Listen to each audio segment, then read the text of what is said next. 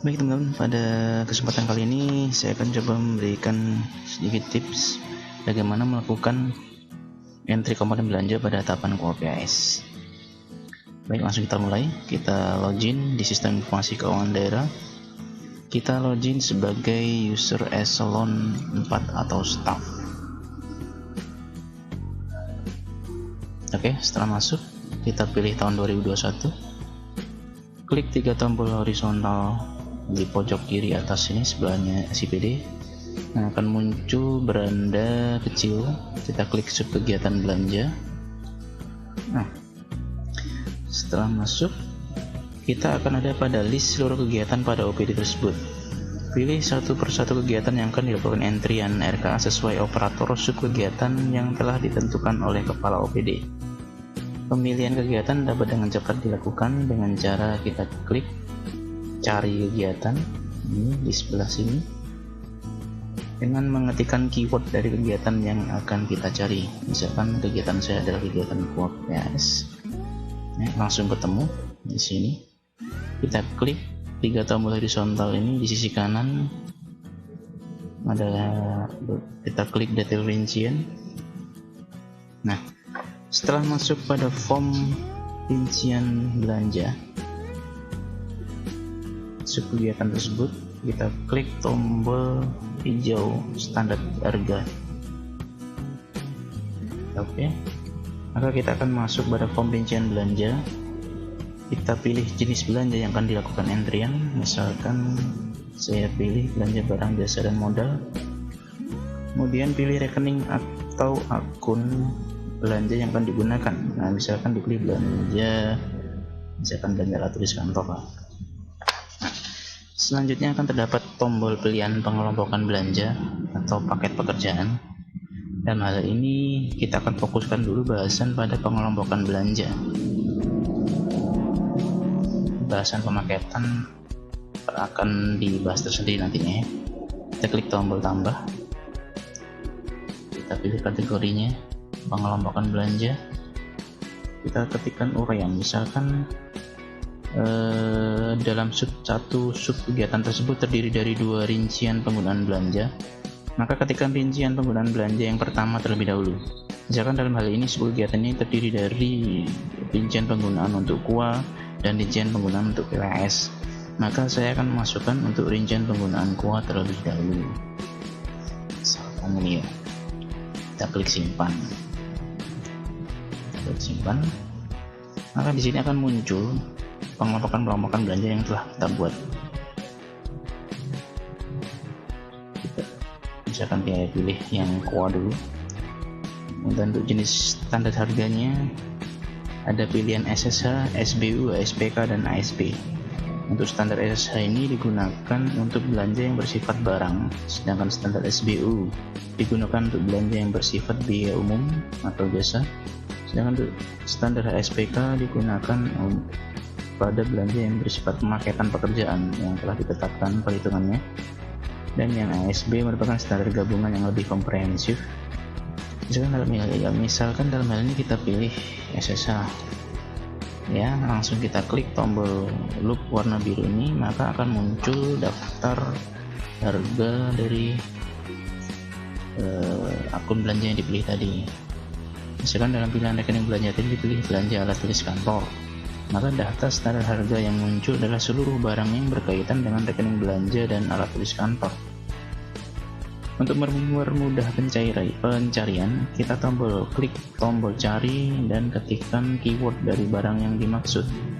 Misalkan untuk mencari pulpen bisa ketikkan ball point, macam-macam ya, atau misalkan juga ada ballpoint ya, ada ballpoint ya, begini isinya. Kalau ballpoint ya bisa dikreasikan sendiri, kita cari-cari keywordnya. Nah, ketika dilakukan pencarian ya, misalkan ketika dilakukan pencarian di sini tidak ditemukan barang yang dimaksud, silakan berkoordinasi dengan tim penyusun standar harga, dalam hal ini bagian pembangunan, untuk dilakukan penyesuaian barang secepatnya. Atau bisa jadi barang yang tidak ditemukan tersebut belum termapping ke kode rekening belanjanya, sehingga hal ini juga dapat dikoordinasikan dengan tim penyelia keuangan, dalam hal ini tim dari BPKAD. Oke, langkah selanjutnya, ketika barangnya sudah ditemukan, langsung isikan volume, misalkan tadi langsung kita isikan volumenya, misalkan 20, kita pilih satuannya, baru kita kerja ya, dan kita klik simpan. Oke, hasil antrian belanja tersebut akan tampil pada jendela rincian belanja subkegiatan. Nah, di sini nih. Ya. Jadi ulangi langkah-langkah tersebut pada rekening-rekening belanja selanjutnya dengan tetap memperhatikan kategori pengelompokan tadi. Selesaikan terlebih dahulu. Ini ya, pengelompokan pertama saya dari gua, kemudian sudah selesai. Kita pengelompokan kedua dari PPAS. Gitu. Jadi selesaikan terlebih dahulu satu kelompok penggunaan rincian belanja tersebut, baru beranjak pada penggunaan pengelompokan belanja yang lain. Jika ingin melihat bentuk printout-nya, kita scroll ke atas. Di sini kita klik tombol panah biru di sisi atas sebelah kanan.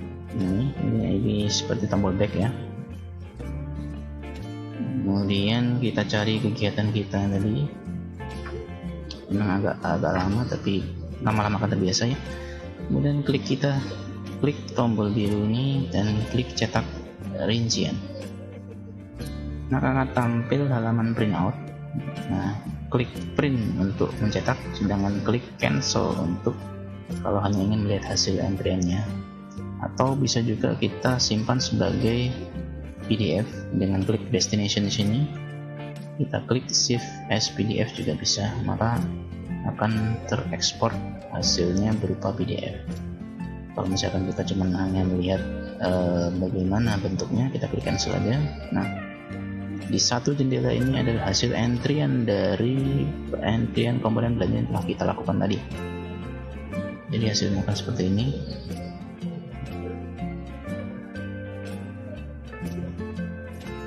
Oke. Sedangkan kalau kita ingin melihat bagaimana sih detailnya, kita klik detailnya, klik pengelompokan belanja. Nah, di sini di tabel ini akan kita lihat bahwa di pengelompokan KUA saya telah mengentry rekening belanja ini, rekening belanja ATK, rekening belanja Mamin, dan di subkegiatan selanjutnya atau rincian dari subkegiatan selanjutnya, misalkan di PPAS saya telah mengentrikan belanja ATK sebesar ini, belanja cetak sebesar ini, dan seterusnya. Itulah fungsi dari pengelompokan belanja. Jadi bisa mempermudah kita dalam melakukan antrian subkegiatan yang memang terdiri dari beberapa rincian pengelompokan kegiatan yang mungkin di tahun-tahun sebelumnya itu muncul atau berdiri sendiri kegiatan tersebut, misalkan ada 2 atau 3 kegiatan sendiri, kemudian di subkegiatan yang baru di 2021 itu karena rumahnya hanya satu, yaitu bisa kita kelompokkan lewat kategori-kategori tadi, bisa di split di sini untuk mempermudah kita melakukan antrian. Jadi demikian dari saya, semoga bermanfaat dan selamat mencoba, karena ini memang membutuhkan kesabaran yang sangat. Ini adalah aplikasi baru, jadi tetap semangat untuk terus mencoba. Terima kasih.